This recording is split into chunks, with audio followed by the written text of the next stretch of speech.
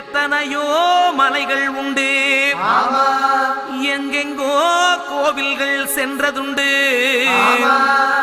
ஆனால் உன்னை போல் ஒரு தெய்வத்தை உலகில் நான் கண்டதில்லையே ஐயப்பா சுவாமியே.